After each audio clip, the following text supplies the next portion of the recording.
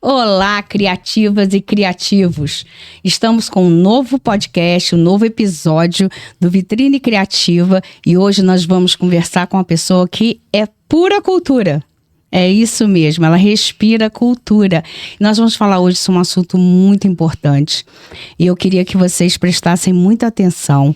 Quem estiver vendo esse programa agora, passa para alguém, envia para o colega, envia para um amigo, porque é um assunto importantíssimo. Nós vamos falar sobre a Lei Aldir Blanc 2025, né? A gente está aqui com a honra de receber a Aline Mara.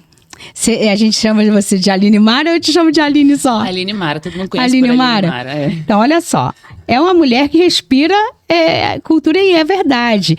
Ela é pedagoga, gestora cultural, ex-secretária de cultura da cidade de Volta Redonda, aqui do nosso ladinho, e vice-presidente da Fundação de Cultura de Barra Mansa, diretora da Cult. Da Cult. Isso.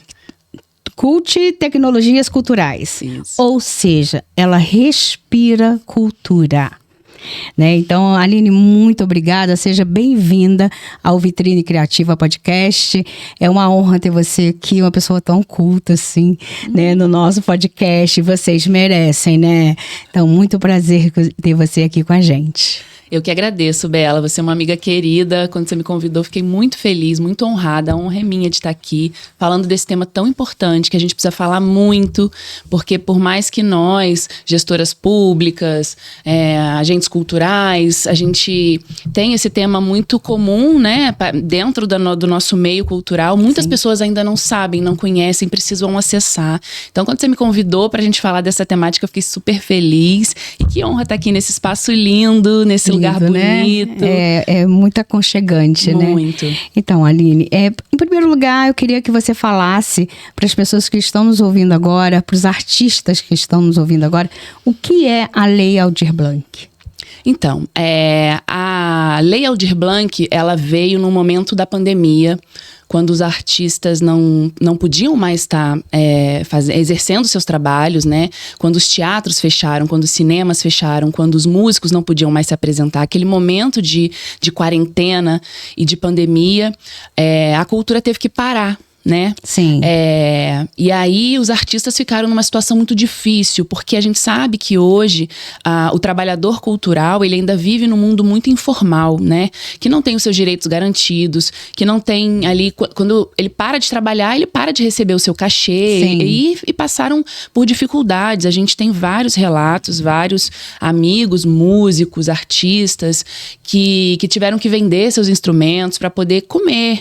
Então, a Lei Aldir Blanc, ela foi criada ali por uma iniciativa do Congresso para poder socorrer esse setor cultural, né? Para vir como um plano emergencial de suporte para essa cadeia produtiva da cultura. Então, ela veio primeiro como uma lei emergencial em 2020, um movimento muito grande de todo o país. Fóruns de cultura foram criados naquele momento, foi muito importante, porque a gente não podia se ver, mas a gente naquelas lives, a gente fazia muitas lives para discutir, para construir esse projeto de lei, né, que foi votado na Câmara dos Deputados, depois foi para o Senado, até a sanção presidencial. Tiveram muitos encontros virtuais ali. Eu participei de vários, eu ainda estava como secretária de Cultura de Volta Redonda e também presidente do Fórum Regional de Políticas Culturais aqui da região do Médio Paraíba. Sim. Então, os nossos 12 municípios aqui do Médio Paraíba, inclusive Barra Mansa, estava muito mobilizada para colaborar com a construção dessa lei. Então, a lei foi criada ali e ela vem como um socorro, um recurso que vem direto do Ministério da Cultura para os estados e para os municípios. Entendi. Então, esse dinheiro estava parado no Fundo Nacional de Cultura, né? Cerca de 3 bilhões estavam parados ali no fundo. Enquanto isso, as pessoas passando fome, os artistas passando fome. Sem poder trabalhar, e esse dinheiro, né, todo parado. Então foi criada essa lei para descentralizar esse recurso que estava no Fundo Nacional de Cultura e ser repassado para os estados e para os municípios. Então todos os municípios tiveram acesso, todos os estados tiveram acesso. Isso é muito importante, tá? Pois é. E aí esse dinheiro vem para que que os municípios pudessem abrir editais e destinar direto para o agente cultural, como bolsa, como prêmio, fomento para os projetos. E foi assim que aconteceu. Foi muito importante, porque por mais que não fosse ali um recurso suficiente para a gente conseguir socorrer todo o setor cultural, já era alguma já coisa, foi um né? respiro para aquele momento em que a gente estava com a cadeia produtiva toda da cultura parada e precisava de algum socorro, né? Entendi. E qual é a diferença desse auxílio emergencial de 2020 para o que vai acontecer agora em 2025? Então, depois da Aldir Blanc ainda veio a Lei Paulo Gustavo, que também foi ainda nessa emergência, né? A Lei Paulo Gustavo foi na sequência, foi um recurso que também saiu do Fundo Nacional de Cultura, mas também do Fundo Setorial do Audiovisual, e aí foi um recurso que foi 70% para a cadeia produtiva do audiovisual. Ah, tá. Porque a gente teve esse impacto forte também nessa produção dos cinemas, né? Nessa produção audiovisual. Então, a Lei Paulo Gustavo foi logo na sequência, né? Em 2021 também foi votado, em 2022 os recursos já estavam direto nas contas dos municípios e dos estados. Então, também ainda foi nesse sentido emergencial. E aí, depois, em 2022, a gente começa a discutir que a gente precisa desse recurso, que esse recurso não pode acabar, né? Esse recurso que sai do Fundo Nacional de Cultura direto para os fundos municipais, para os fundos estaduais, precisa continuar, porque a gente precisa dessa injeção de financiamento, de fomento, né? Direto, porque a gente sabe que os nossos recursos municipais são limitados, né? Sim. A gente precisa dar conta ali do calendário cultural da cidade, dos projetos culturais que já acontecem, do nosso planejamento municipal. Mas a gente precisa de um recurso a mais para fomentar os projetos dos agentes culturais. Sim. Então começa essa luta para fazer com que a Lei Aldir Blanc vire uma política. Ah, uma política pública. Uma política pública e uma política plurianual. Todo ano esse repasse vir para os municípios de maneira perene. E foi isso que aconteceu. A lei agora, até 2029, a gente tem garantido esse repasse. Sim. Barra Mansa recebe cerca de 1,2 milhão por ano até 2029.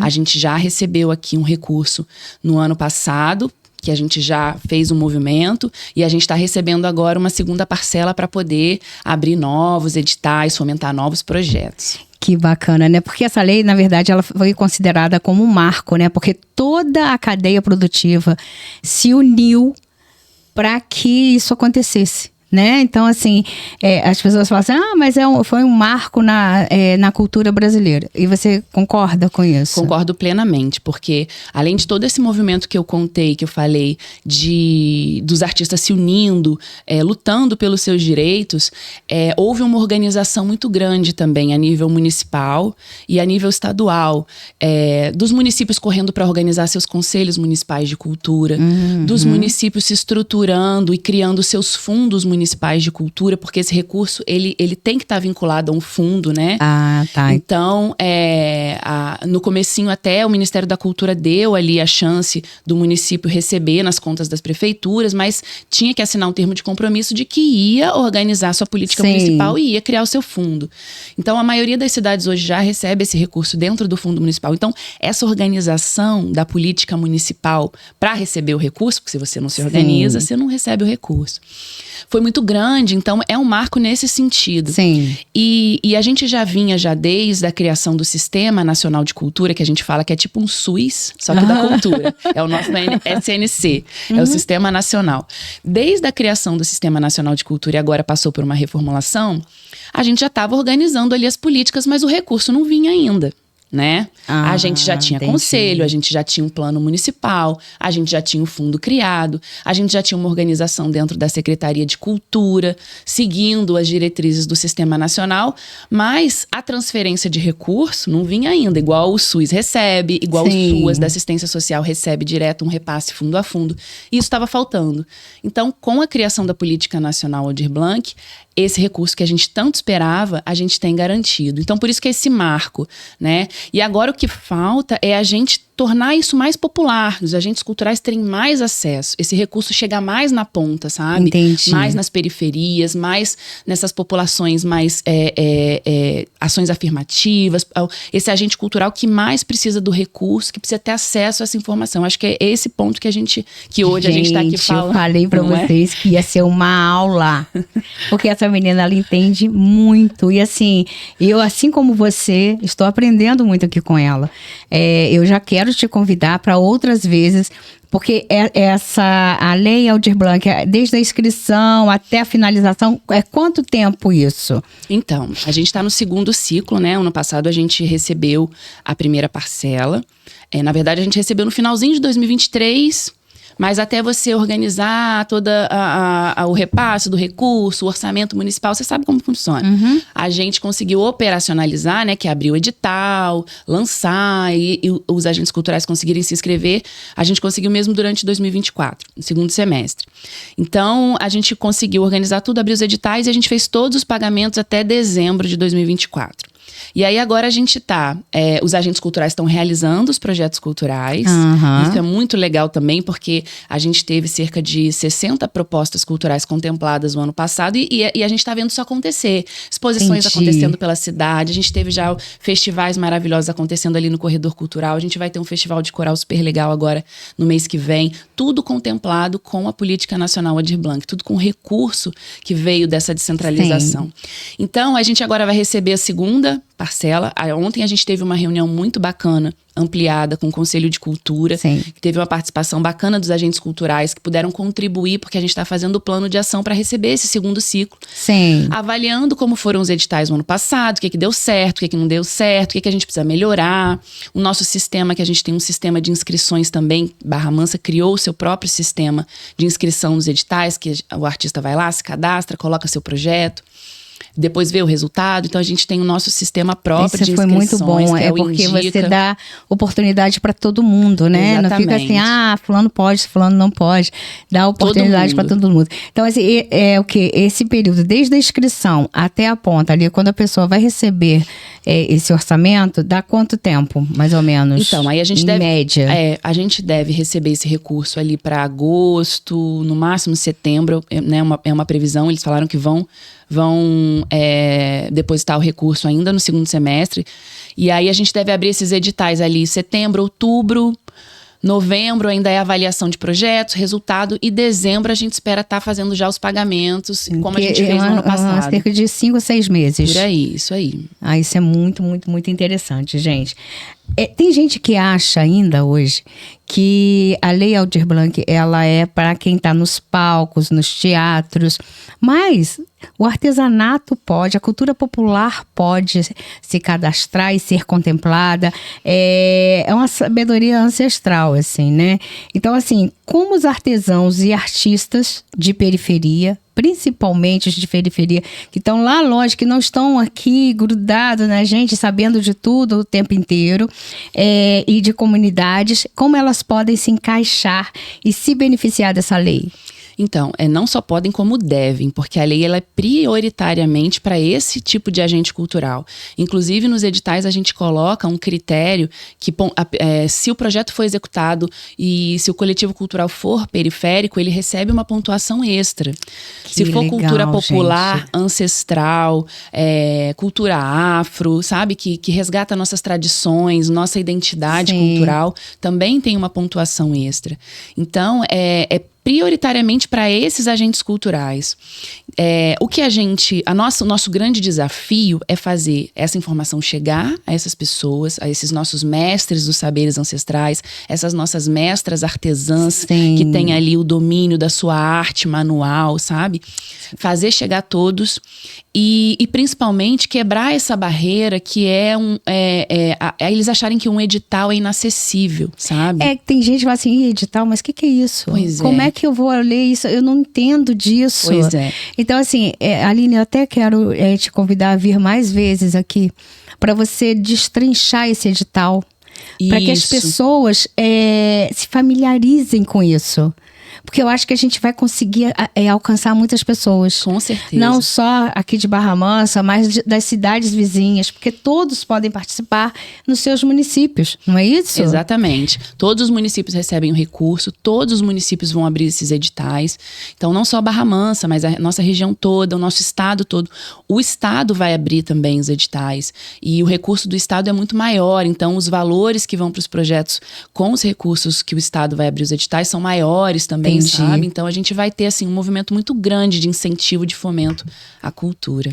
E quais são os tipos de projetos ou iniciativas que são elegíveis? Então, projetos, a gente está definindo ainda essas linhas dos editais, mas, na verdade, projetos de produção cultural. Então, se você vai produzir um evento, um festival, uma peça de teatro, um curta, um documentário, uma feira de artesanato, um encontro de folia de reis, produzir algo, um produto cultural, gerar um produto cultural. Então, projetos nesse sentido. Projetos de formação, então, oficinas, workshops, sim. sabe? Todos os tipos de formatos ali de projetos que você vai compartilhar o seu saber cultural com o outro, né? Projetos de criação, então roteiro, criação de produção de quadros, não precisa necessariamente a exposição em si, mas você pode colocar a exposição como uma finalidade, mas um projeto de criação de um novo acervo artístico, projetos de fomento, sabe? Todos os tipos de projetos de patrimônio, educação patrimonial, que a gente tem falado muito lá, de colocar uma linha para educação patrimonial, que é você valorizar o patrimônio cultural da cidade, o patrimônio construído, o patrimônio material, que são os nossos saberes, o jongo, a capoeira, sabe? Esses projetos de valorizar e registrar essa memória. Então, todos os tipos de projeto que valorizem, que preservem e que compartilhem cultura de alguma forma com a cidade, sabe? Sim. Na verdade, assim, então pode ser uma coisa individual, a pessoa se inscrever com um projeto, ou também coletiva, é isso? Exatamente. E além da gente fazer uma modalidade de premiar, fomentar os projetos, né? Que aí a pessoa tem que estruturar um projetinho, ela vai ter que entregar uma apresentação cultural, uma exposição, uma oficina, uma feira. A gente também vai fazer outra modalidade, que é obrigatória, que é premiar os mestres dos saberes. Então, esse mestre, ele é premiado por toda a trajetória cultural que ele já realizou.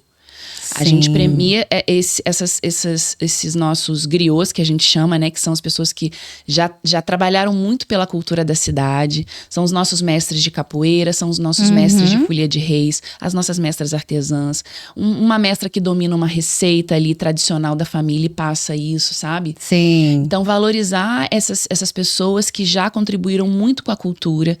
E aí você dá esse reconhecimento. E até incentiva que aquela pessoa, aquela família daquela pessoa já continue avançando, né, no que a pessoa faz. Não deixa aquele saber tradicional se acabar, né? Exatamente. Como a gente vê acontecer muito com os grupos, com as jornadas de folia de reis. Então a gente precisa proteger esse mestre que domina esse saber ancestral cultural, para que ele possa continuar passando isso para as próximas gerações. E ele precisa de recurso, ele precisa de dinheiro, às vezes não tem uma aposentadoria, porque trabalhou a vida inteira na cultura, não consegue, né, tempo para se aposentar. Então a gente faz esse incentivo que esse ano teve uma alteração e ele vem no formato de bolsas. Então você dá uma bolsa que pode ser durante 6 meses para esse mestre ou durante 1 ano.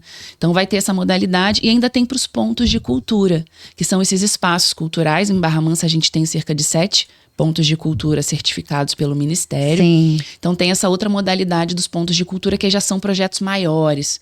São esses projetos que atendem muitas crianças, projetos grandes, como a gente tem aqui em Barra Mansa, o projeto Dança e Magia, o Instituto Universo Acreditar, o coletivo Sala Preta. São projetos que atendem grupos grandes com seus cursos de teatro, de dança, de balé, né? Mas Aline, olha só, eu sou artesã. Eu quero me cadastrar, eu quero fazer um portfólio, mas eu não sei fazer. Eu quero fazer um projeto, mas eu não sei fazer. Como que eu faço? Então, a gente... toda a secretaria precisa montar uma equipe para fazer esse atendimento direto e dar essa assistência ao agente cultural para ele poder se organizar. Eu falo que, assim, a gente tem que minimamente saber contar a nossa história, o que a gente fez. Sim. O sistema hoje que a gente criou, a pessoa pode fazer inscrição oral. Ela pode gravar um áudio e contar a história dela. Não precisa nem escrever, sabe? No caso dos mestres, né? Ela pode gravar um vídeo e falar: oi, eu sou a Aline, eu sou atriz, eu trabalho desde o ano tal, eu já fiz essa e essa peça de teatro, sabe? Assim, você pode fazer dessa forma. Mas eu digo assim, a pessoa que entende um pouquinho precisa minimamente ter sua vida cultural contada. Sabe? Entendi. O registro, porque é o mais importante, a pessoa organizar seu histórico de trabalho na cultura. Esse é o essencial, porque é o que pontua. Já começa fazendo isso. É a dica, né? É a dica. Antes a gente não abriu os editais ainda. Pois mas é. agora já é a hora de você colocar no papel tudo que você fez, juntar foto, juntar link. Até, por exemplo, feiras de artesanato Feira que de participou artesanato. em outro município. Isso. Tem muitas das nossas artesãs que vão para o Rio, vão para São Paulo. Tem artesã nossa que foi para Balneário Camboriú fazer uma oficina, dar uma oficina lá. Então, assim, a Di Nascimento, então, ela faz crochê e tie-dye, e ela foi chamada para fazer para dar uma oficina lá. Ela ficou uma semana ensinando as pessoas a arte dela.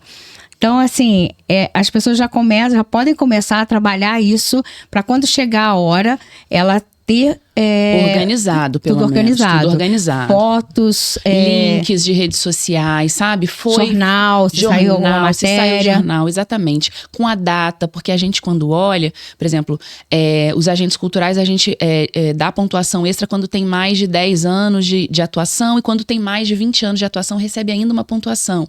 Então, quanto mais tempo de atuação na cultura, maior é a pontuação daquele agente cultural no edital. Então, se ela começar agora, ela vai conseguir fazer um projeto ou um portfólio muito elaborado, muito detalhado. Isso, com as datas sem direitinho. Ficar correndo na hora, porque tem que entregar. E a gente já sabe que, assim, tem gente que faz o portfólio, aí não coloca a data.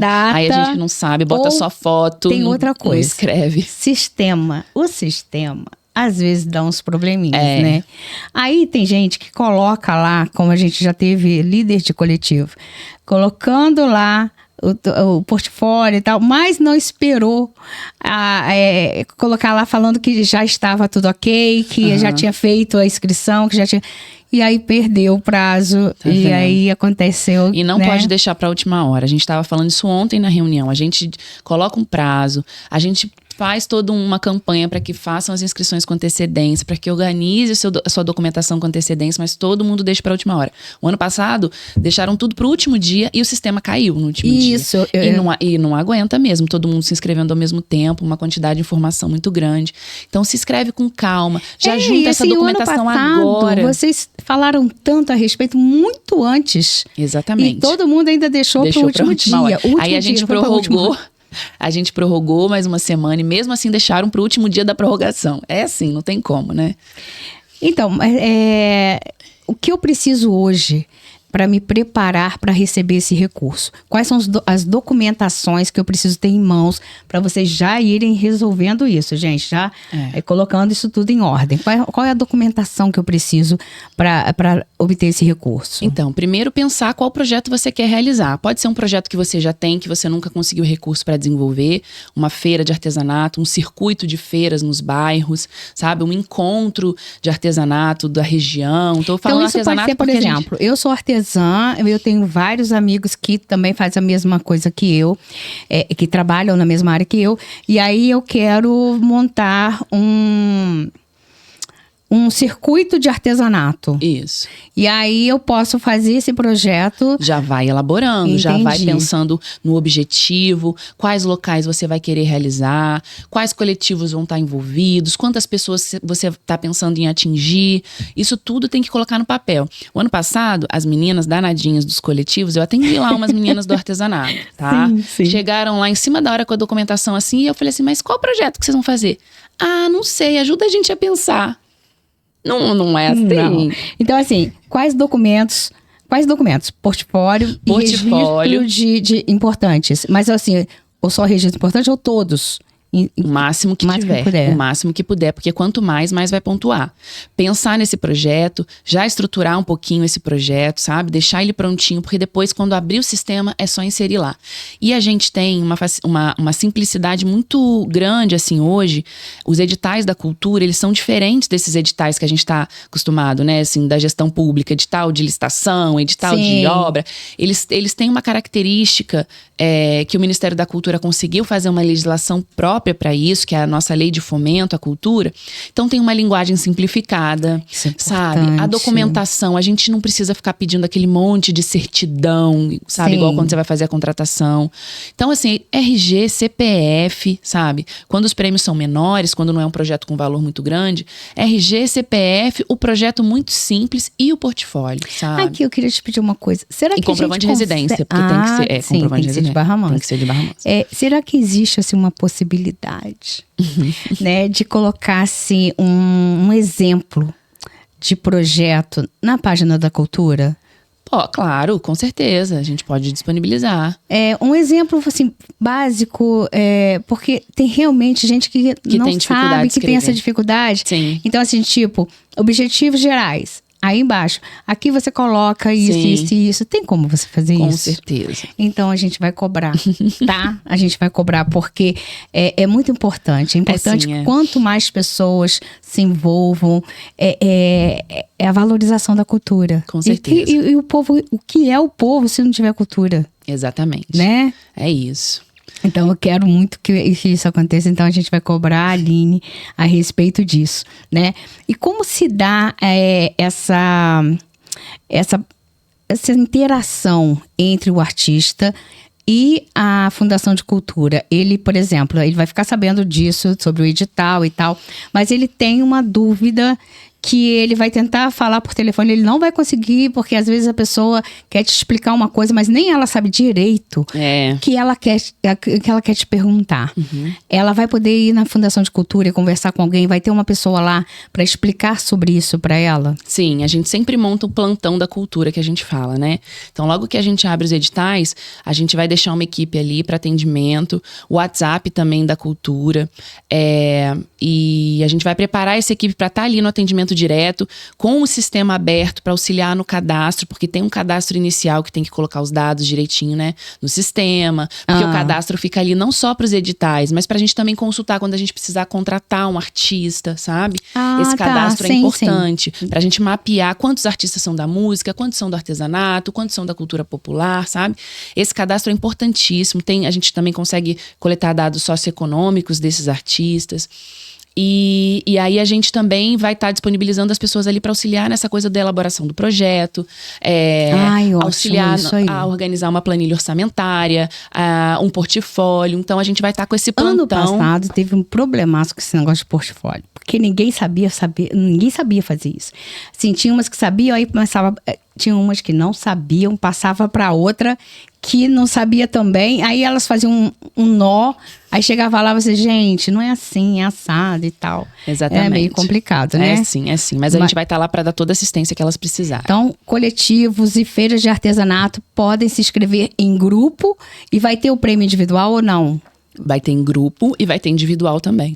Então, os projetos maiores, os valores maiores, vai poder se inscrever como um MEI, vai poder se inscrever com CNPJ, uma empresa, vai poder se inscrever com CPF também.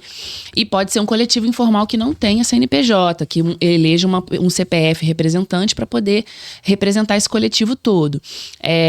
Então, assim, vão ter várias opções para se inscrever, fora os prêmios individuais, que eu falei, que vai premiar a pessoa, né? Não o projeto coletivo.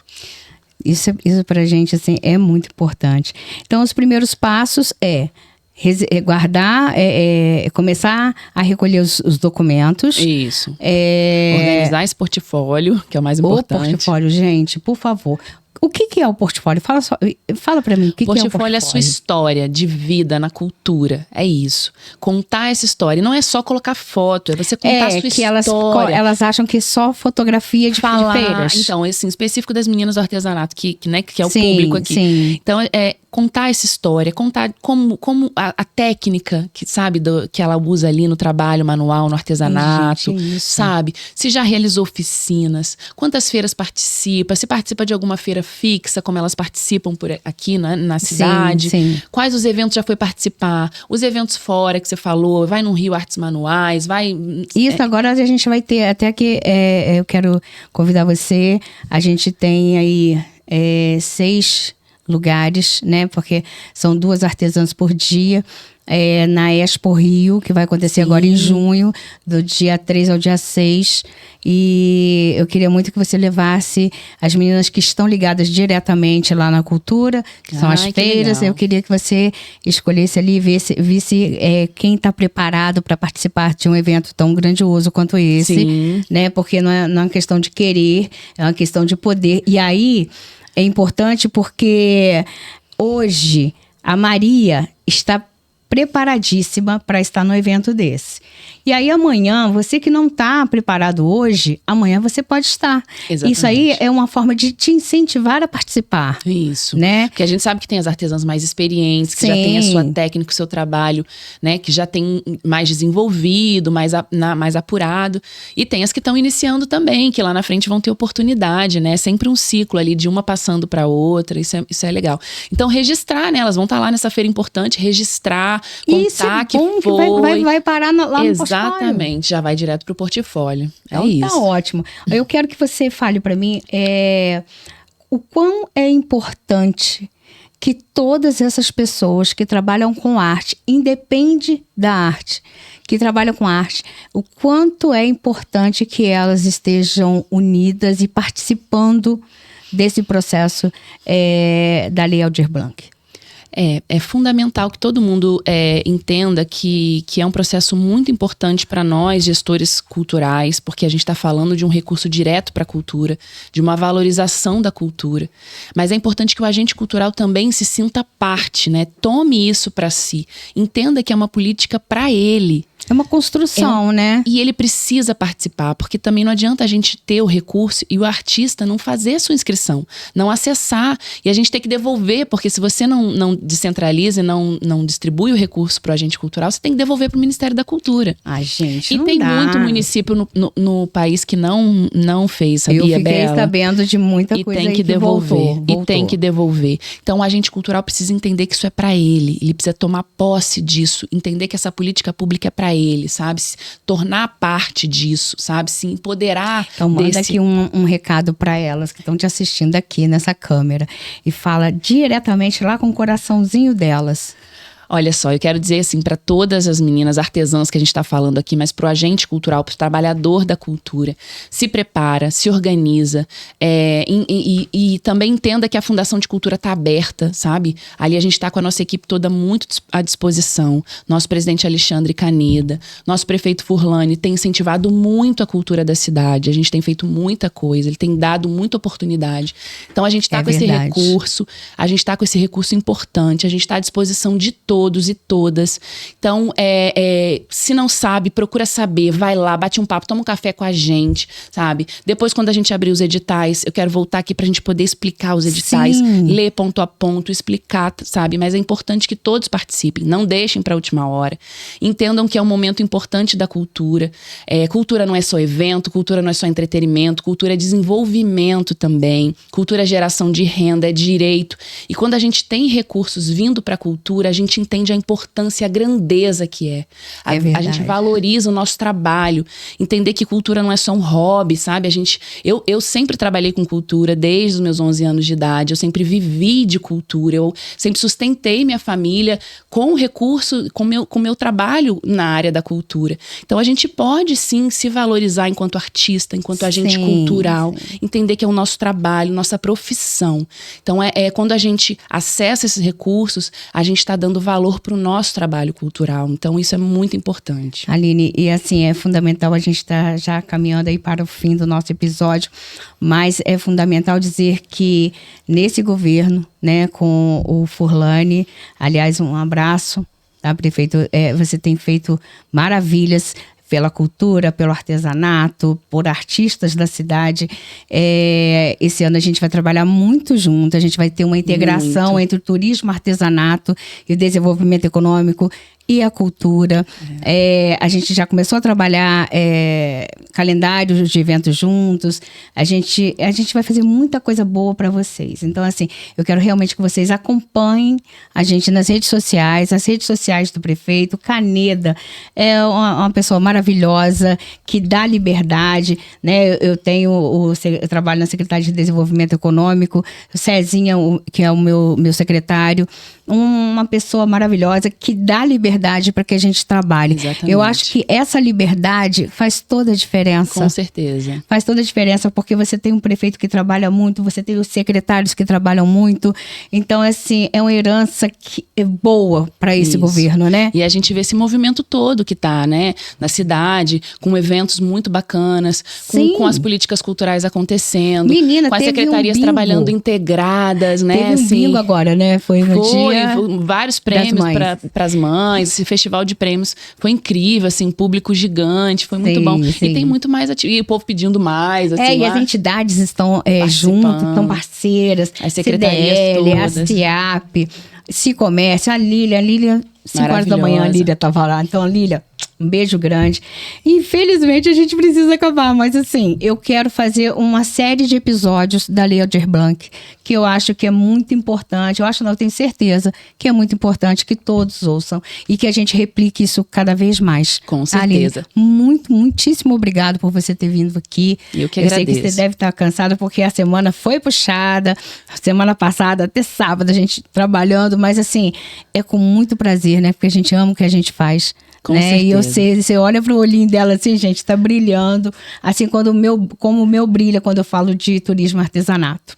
É isso, muito obrigada. Eu que agradeço, Bela, obrigada mesmo. Estou à disposição para a gente falar muito sobre isso, a gente precisa mesmo falar, compartilhar essa informação com todo mundo. Eu gosto muito, mesmo você vê, eu adoro falar sobre isso, eu gosto.